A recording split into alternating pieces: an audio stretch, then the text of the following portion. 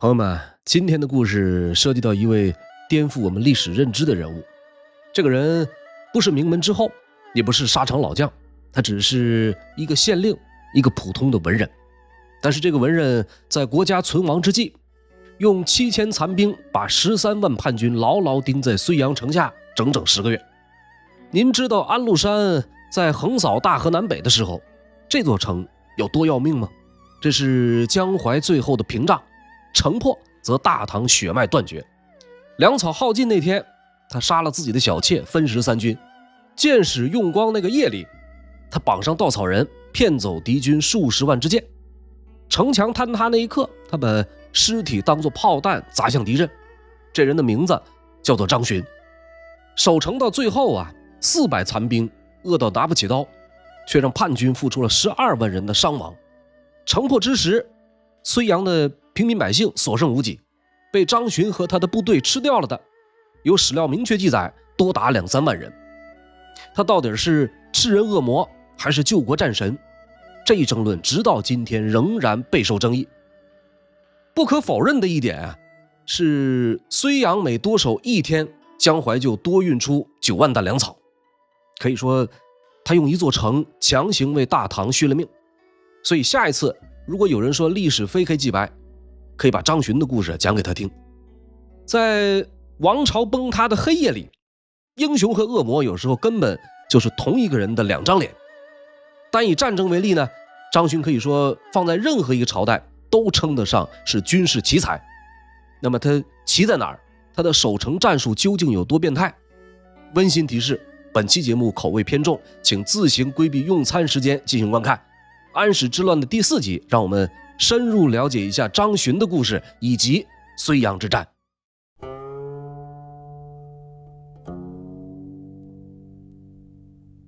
张巡是蒲州河东人，也有人说他是邓州南阳人。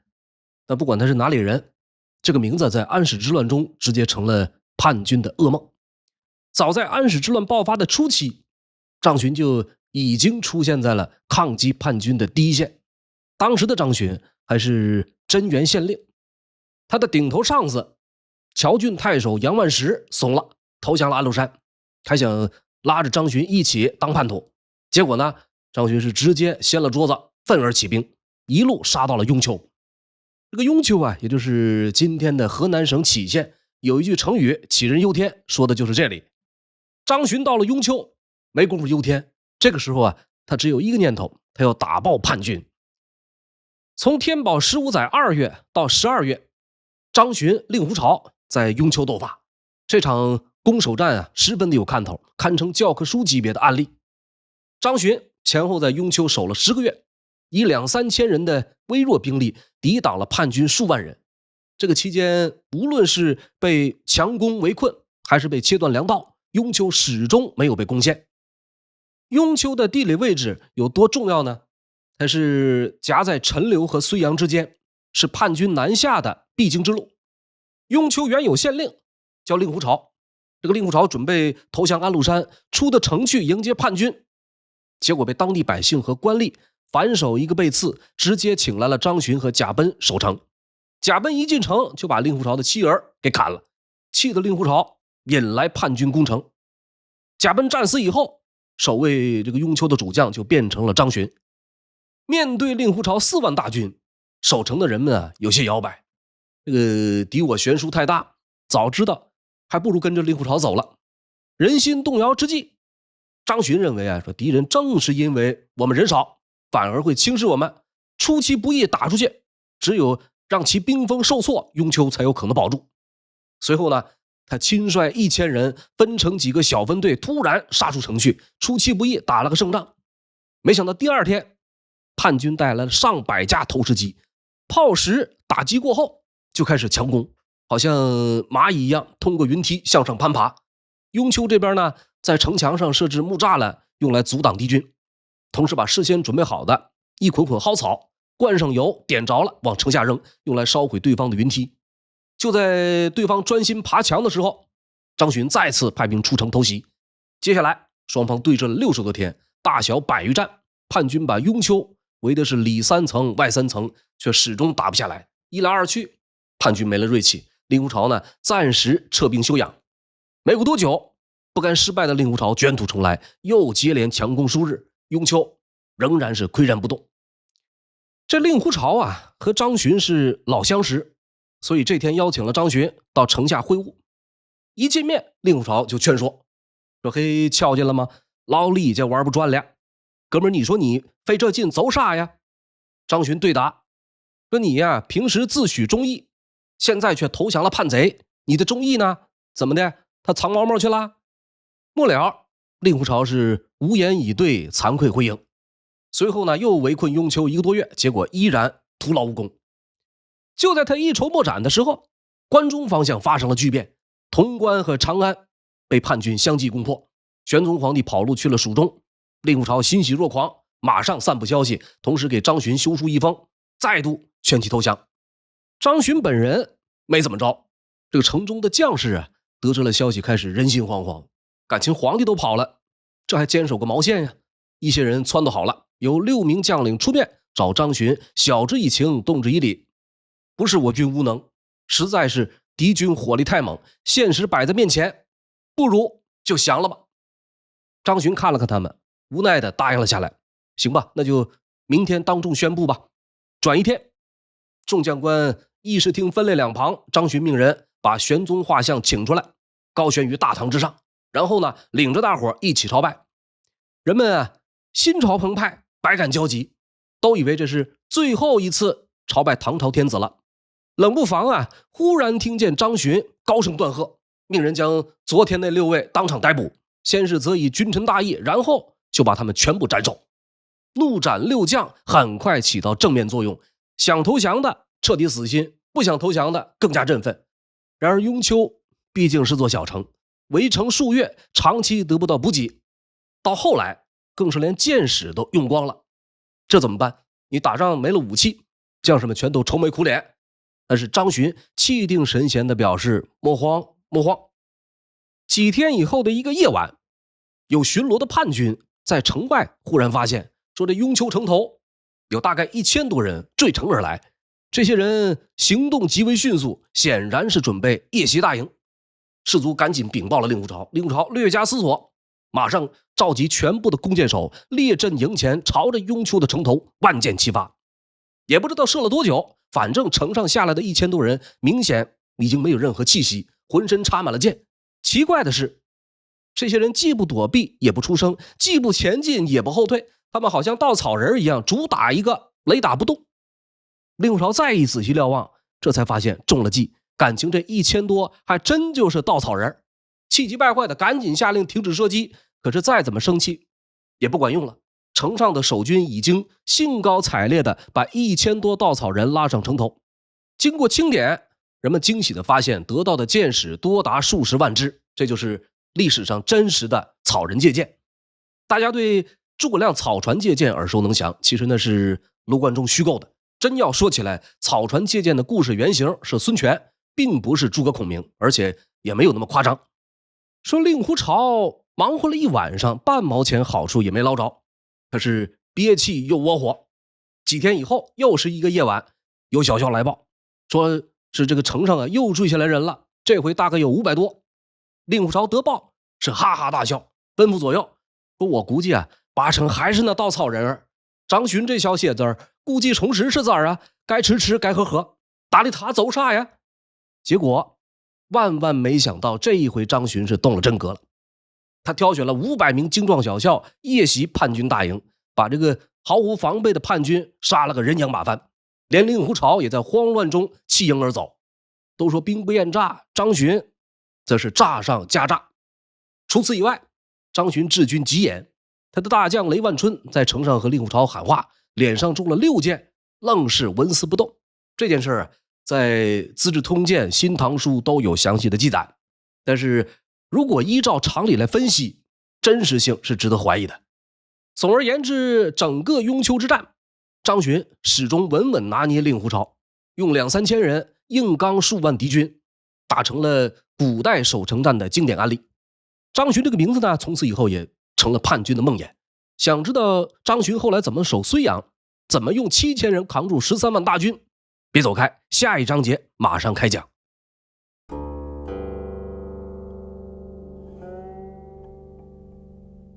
在雍丘守了10个月之后啊，迫于形势，张巡从雍丘转战到了宁陵，就是今天河南省商丘市宁陵县。在宁陵，张巡会合了睢阳太守徐远，奋战1个昼夜，大破叛军骁将杨朝宗，斩首1万余计。至德2载的正月，刚刚继位的安庆绪为了进兵江淮，打开唐朝赋税重镇的大门，以大将尹子奇挂帅，集结13万大军，兵锋直指睢阳。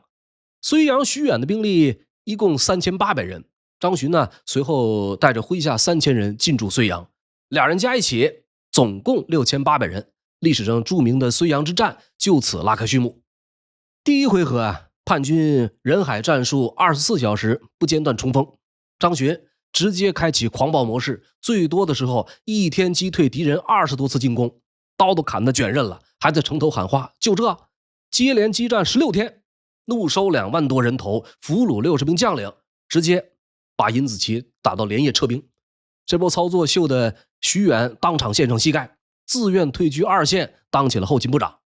2个月以后啊，尹子奇重新杀回睢阳，张巡下令烹羊宰牛犒劳3军将士，随后领兵主动出城迎战。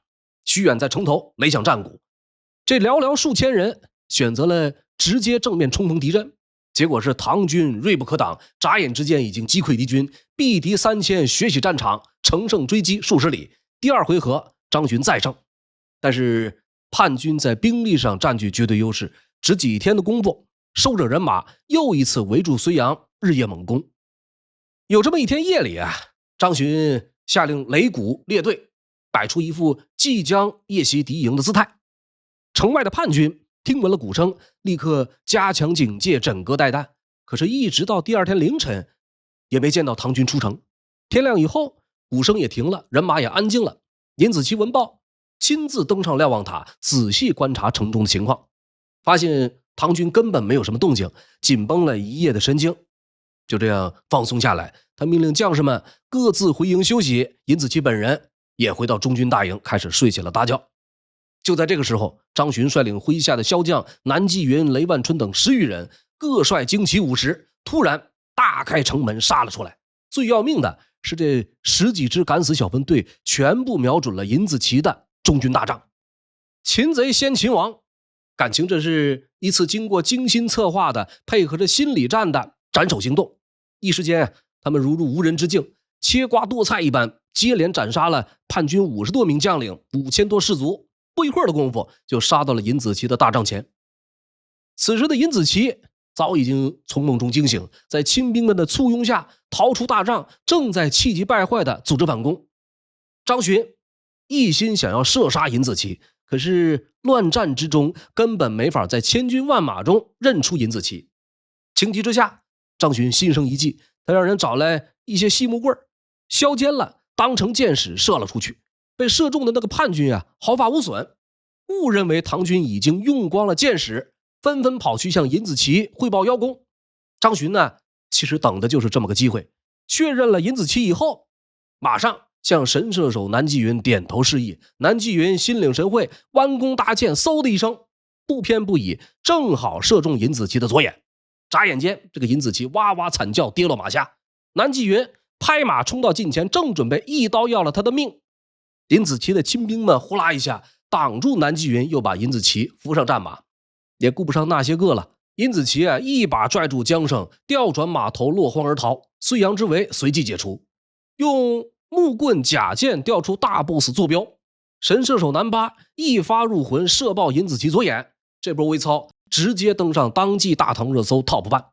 第3回合啊，张巡又胜。随机应变，以少胜多，夜袭敌营，以攻为守，消耗为箭，斩首突袭。睢阳之战的前半段啊，张巡这个文人用实际行动证明了他是那个时代的军事奇才。在整个安史之乱前后7、8年的时间里，唐军中能够比张巡表现更为突出的，恐怕也只有堪称军神的李光弼了。到了这年7月啊，尹子奇从后方调来数万生力军，兵力又恢复到10几万，随后再一次南下围困睢阳。叛军是兵精粮足，相比之下，长期得不到补给的睢阳已经越来越艰难。首先呢是严重缺粮，睢阳原有屯粮6万担，全部是徐远为了长期坚守苦心积攒。可就在战役打响之前，被上级强制命令拨走了一半，给到濮阳济阴。徐远这边忍痛割爱，拿出3万的粮食。不幸的是呢，没过多久，济阴太守高承义举城投降，15000担粮食最后白白便宜了叛军。剩下3万担，几个月过去，已经是濒临耗尽。张巡和徐远呢，不得不实行严格的配给制度，所有将士每天只能分到1盒米，约等于现在的2两。不够吃的，就只能夹杂着树皮、茶叶、纸张来充饥。其次呢，是严重缺人。叛军在战损高达数万的情况下，兵源很快得到补充，但是睢阳完全没有援军，战死一个少一个，原有6800人，这会儿只剩下1600。除了老弱病残的，就是饿到了皮包骨的，已经没法像之前一样频繁的主动出击，只能被动挨打，固守待援。为了尽快拿下睢阳，林子奇出动了一种特殊的云梯。依照史料的解释，这是一种拱形类似高塔的装备，上面最多可以安置200人。一旦靠近城墙，士兵可以如履平地一般跳上城头。那么张巡呢，很快想到了一个解决办法，他命人在城墙上凿出了许多隐蔽的孔洞，每3个洞对付一座云梯。看到云梯靠近，从第一个洞伸出一根长棍，这个棍子前面有钩子，用来勾住云梯，来了您就别想走。再从第2个洞伸出一根长棍，这个棍子前面呢有叉子，用来顶住云梯，甭想再前进半步。最后第3个洞再伸出一根长棍，这个棍子前面绑着铁笼，铁笼子里面有正烧着的熊熊烈焰，用它点燃云梯，一烧2半，藏在上面的叛军尽数着火，纷纷坠亡。你有你的攻城妙计，我有我的破敌良方。很快呢，尹子奇祭出了一种钩车，专门用来破坏城头的敌楼。张巡针锋相对，设计了一种吊车，用木头、铁链、铁环组合而成。只要叛军的钩车出现，就用铁环将其套住，拉上城头。云梯、钩车都被张巡巧妙破解。尹子奇呢，又拿出另一件法宝木驴。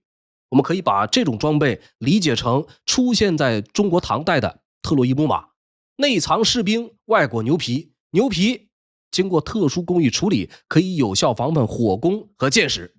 一看火攻不管用，张巡就采取了水攻。那这个水呢，不是一般的水，是把金属融化成高温的金汁儿。看到叛军的木驴成群结队来到城下，就把金汁从城上浇下去，所有的木驴和藏在他肚子里边的士兵顷刻间就会被烧成焦炭。攻城连连受挫，只剩下一只眼的尹子奇很是窝火。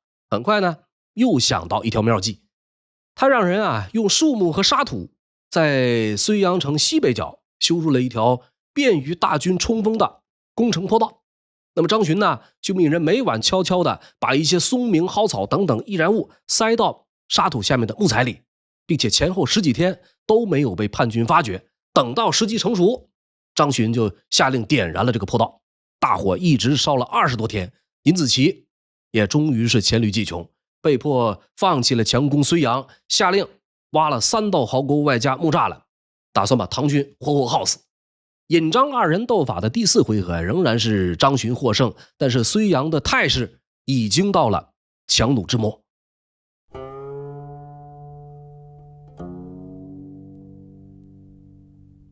进入到了8月，睢阳城中的粮食已经被彻底吃光，守军只剩下600人，张巡和徐远各领300，分别防守。600人挡住了11万大军，但是对方已经摆明了要耗到底。这种情况下，能救睢阳的就只能是援军了。睢阳周边有3支部队，最近的是南边130-140里的许书记驻扎的乔郡，再就是东边有上衡驻扎在彭城，还有就是东南方向贺兰进明驻扎的临淮。危急关头张巡派南霁云领精骑30突破重围去办救兵，最终南霁云以阵亡2人的微小代价成功冲出了包围圈。向谁求援呢？去找正在临淮驻兵的贺兰进明。贺兰进明啊，态度极为冷淡。他说：“你出来这些时日啊，说不定睢阳已经失陷，再发救兵还能有什么用呢？”南霁云呢，则是继续苦劝，说：“睢阳若陷，霁云请以一死以谢大人。况且倘若睢阳失守，叛军下一个目标必是临淮。睢阳临淮唇齿相依，大人您岂能坐视不管呢？”任凭南霁云磨破了嘴皮子，反复劝说，贺兰进明始终不为所动。但是对于南霁云的忠勇，他却极为欣赏，所以呢，大摆宴席，安排歌舞，希望能以声色留住南霁云。南霁云这个人物，他是魏州顿丘人，传说他会72路枪法，能够左右开弓，力大无穷，家中排行第8，因此人称南八。面对贺兰进明为他准备的宴席，南霁云始终是滴酒未沾，连筷子都没动。睢阳的情况他是知根知底的，那边人们已经饿到前心贴后背，这边人们山珍海味，胡吃海塞。再看贺兰进明丝毫没有出兵的意思，南霁云心如死灰，站起身来，眼含热泪地说道：“说我来的时候，睢阳已经断粮1个月了。说实话，我很想享受这眼前的美食，但无论如何都难以下咽。贺兰大人，您坐拥强兵，却眼睁睁看着睢阳陷没，没有半点分灾救患之意，这岂是忠臣义士所为呢？”说着话啊，南霁云把一根手指放进嘴里，只听嘎嘣一声，生生咬下手指，然后对着贺兰进明说：“霁云既然不能完成主将交给的任务，只能留下这根手指，以此证明在下已经尽力了。”在场的所有人，包括贺兰进明在内，无不大惊失色，悚然动容，甚至有哭泣之声不绝于耳。随后呢，南霁云连夜离开临淮，赶到了离睢阳不远的宁陵。张巡在进驻睢阳之前，曾经在宁陵留下3000的兵力，这会儿已经是生死存亡的紧要关头，固守宁陵已经没有任何意义，所以只能把这支部队拉出来援救睢阳。转眼南霁云领着人回到睢阳，突围的时候人少还好说，这会儿带着这老多人想要回去已经是难上加难。经过一番血战，最终跟随南霁云成功进入睢阳城的只剩下1000人。城内的将士听了南霁云的诉说，知道这已经是他们能够得到的最后的援助，人们再也抑制不住内心的愤怒和绝望，纷纷仰天痛哭。这里需要说明一下张巡为什么向贺兰进明求援。就在7月，贺兰进明的部队还出现在山东，打了几次胜仗，接连攻克了高密、琅琊等地，斩杀叛军2万有余。最关键的是，贺兰进明原本是掌管这片土地的河南节度使，尽管这时候皇帝已经派出另一位官员张浩来取代他，但是消息还没有传来，张浩也还没有到达，贺兰进明理所当然应该行使职权，对睢阳采取最起码的救援措施。但是眼瞅着睢阳围城日久，贺兰进明以及周边的部队无一例外全都选择了观望。那么贺兰进明为什么不救睢阳？以往的史料记载说他嫉妒张巡虚远功高于己，除了战场因素更关键的其实是内斗。贺兰进明和宰相房管这是一对死对头，这一点在上一集有详细说明。贺兰进明出任河南节度使，房管又请皇帝派去一个不服从调派的副手许书记。这贺兰进明是既要注意敌人动向，又要担心旁边的许书记。内斗所造成的打击甚至比外部打击还要可怕，这种情况下他是根本不敢分兵救援。那么援救睢阳的机会也就这样在唐朝诸位大将的互相防范中消失了。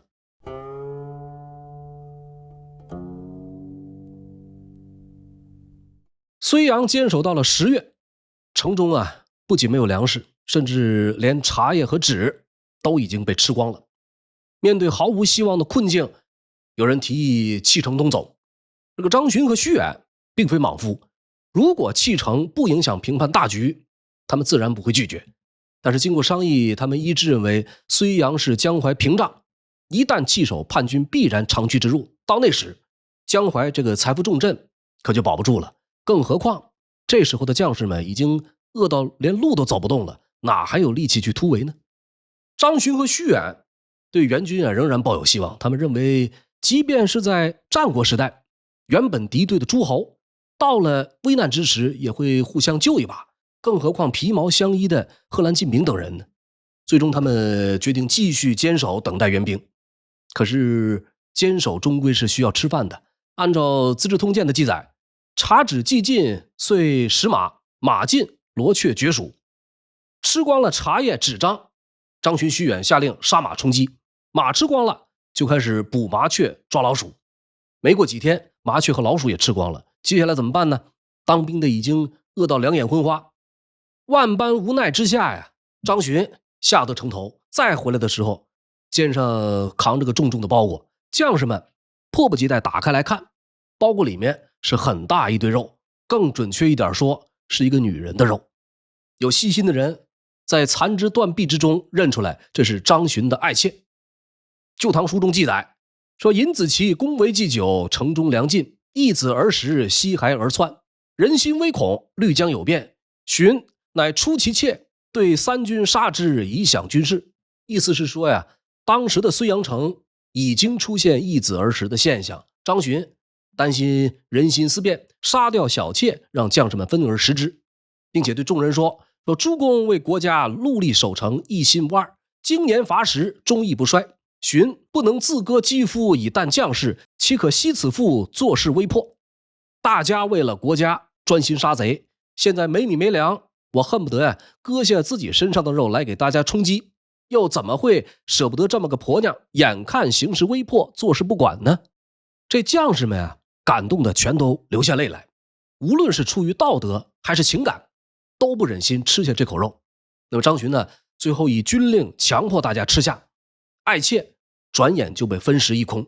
紧接着徐远也扛来了好几个包袱，里边装着刚刚被他杀掉的几个家奴。这一吃人可就一发不可收拾。接下来的日子，将士们开始捕杀城中的女人，女人吃光了就开始吃老人和小孩。一座睢阳城就这样变成了人间地狱。从8月到10月，以张巡、徐远为首的睢阳守军就是以这种人吃人的残忍方式勉强维持着防守状态，城中的居民被吃掉了2、3万，到最后战争结束只剩下400多人。按照史书的说法呢，那些即将被杀掉吃掉的人，即便知道自己必死，却都没有逃走。这种情况极不符合常理，更可能的情况是他们本来就逃无可逃，所有的人都知道必死无疑，只寄希望于能够多支撑几天，也许只要多1天就能叛来援军。与此同时呢，叛军们也开始不断的猛烈攻城，守军们的生命力和战斗力很快就被这场旷日持久的战役彻底耗尽。10月初9，叛军潮水一般涌上城头，城上的唐军只剩下400多疾病缠身、气息奄奄的病号。睢阳最终还是沦陷了。城破之时，张巡向西摇拜，大声喊道说：“臣力竭矣，不能全城，生既无以报陛下，死当为厉鬼以杀贼。”随后呢，叛军生擒了张巡、徐远等人。尹子奇语带讥讽地问张巡说：“听说你每次督战都会激愤到眼眶破裂，咬碎牙齿，何苦这般拼命呢？”张巡傲然回答说：“我欲气吞逆贼，但恨力不从心。”尹子奇让人用刀撬开了张巡的嘴，发现只剩下3、4颗牙齿。尹子奇瞬间为之动容，肃然起敬，有心留下张巡一条性命。可是左右却坚决反对，理由也很简单，说这么一个把气节看得比命还重要的人，必然不可能为我所用，而且此人深得军心，不杀恐生后患。当天徐远被带去洛阳，后来被安庆绪所杀，张巡、南霁云、雷万春等等36人一同遇害。临行前，张巡对南霁云说：“南八，男儿死耳，不可为不义所驱。”张巡终年40有9，据说临死前颜色不改，洋洋如常。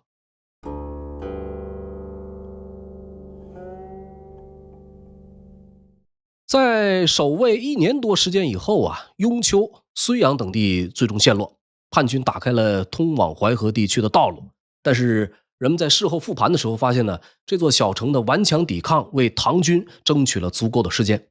就在睢阳沦陷的时候，唐军最重要的攻势已经完成，长安也已经光复。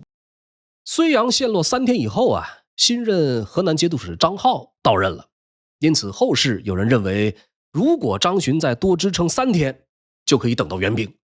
但是如果深入了解一下当时朝廷内部的争斗，就会发现即使睢阳能够多撑3天，刚刚到任的张浩也未必能够组织起来有效的武装力量。内斗丢了睢阳，忠义败给算计，这才是睢阳之战令人痛心的真相。张巡其人啊，有这样几个特点：身长7尺，两鬓留着络腮胡子，每每发怒虚然进章。他的记忆力超乎常人，读书往往不超过3遍，终身不忘。守卫睢阳期间，无论士族百姓见一面问过姓名之后无不相识。睢阳之战啊，历时10个月，前后大小400余战。张巡和徐远前期6800人，后来增兵3000，以不到1万的兵力，生生硬扛尹子奇10余万大军，斩杀敌将300，毙敌12万。能有这样的战绩，除了唐军将士的同仇敌忾以外，和张巡本人有着更为直接的关系。这个人在用兵上啊，有一个特点，他不太喜欢参照兵书战策墨守成规，而是让麾下将领各随己意，自由发挥，把兵撒出去，你们想怎么打怎么打，我只要结果。张巡自己的解释呢，是说这个叛军的主力都是胡人，这些人的作战方式向来是云和鸟散，变态百出，可能仅仅几步之遥，形势就会有很大差异，因此必须在转瞬间做出响应。如果什么事儿都层层汇报，那样就什么都来不及了。所以他尽可能的做到让士卒了解将领的个性，将领又对士卒的心理了如指掌。将士之间一旦相知相惜，自下而上发挥最大作用，就可以在临敌的时候随机应变，出奇制胜。新旧2部唐书以及资治通鉴对张巡这个人物都有很高评价，因为推诚待人，无所遗隐，所以深得军心，临敌应变出奇无穷。因为号令明，赏罚信，能够做到与众人同甘共苦，所以从将领到士卒争效死力。但是因为守城发生人相识的事件，却让其在身后千百年饱受争议。应该说，自中唐以降，张巡的形象始终在力挽狂澜的江淮屏障与人相识的被得者这之间剧烈摆荡。明末清初的思想家王夫之对这件事的看法是比较有代表性的。他说：守孤城绝外援，粮尽而馁，君子于此为一死而治世必矣。无论城之存亡，无论身之生死，所必不可者，人相识也。其识人也，不谓之不仁也不可。王老夫子代表的古代的儒家视角，君子守节为死而已，这是一条红线，踏过红线就可以视为罪过。张巡啊，有战神光环，又有道德污点，战略价值无可争议，道德困境却又无可回避。简单来说呀，就是左手救世主，右手活阎王。张巡就好像一把双刃的小刀，划开了历史评价的复杂机理。如果用伤亡最小化来进行极为功利的且冰冷的衡量，张巡的选择是有其逻辑的。睢阳数万军民之死，换来了江淮100万生灵的存活。可是显而易见的是，这是经不住道德拷问的。比如儒家伦理要求个体在绝境中要做到坚守道德本分，不能以大局的名义来践踏人伦，穿透个人抉择的表象。睢阳悲剧的根源在于唐廷内斗和举国动荡综合作用下的系统性腐败。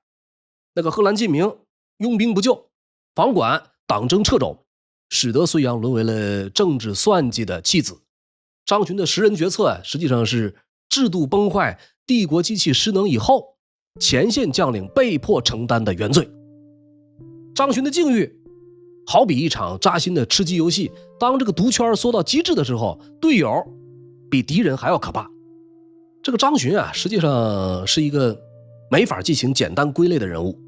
历朝历代对于张巡的褒也好，贬也罢，本质上都脱离不了权力话语的较量。宋代强调以忠烈形象巩固皇权。明清士人呢，借其气节抒发亡国之痛。当代的民族主义则将它工具化为一个抗暴符号。仔细去看，我们会发现每一种的叙事都在重述张巡，以此来服务当下的意识形态。张巡的悲剧性啊，在于他既是帝国余晖中最锋利的那把剑，又是礼乐崩坏时最先破碎的那块玉。睢阳城头的斑驳血迹，终究是一面照见文明脆弱性的铜镜。它提醒我们啊，英雄和恶魔的界限往往比史书所记载的要更加模糊复杂，而历史的审判呢，也永远在叩问每个时代的道德底线和勇气。读历史治善恶，感谢您收看收听本期节目，这里是烽火赵东南安史之乱的第4集，片中内容全部取材正史。如果喜欢，欢迎点赞转发。本期节目到此结束，我们下一期不见不散。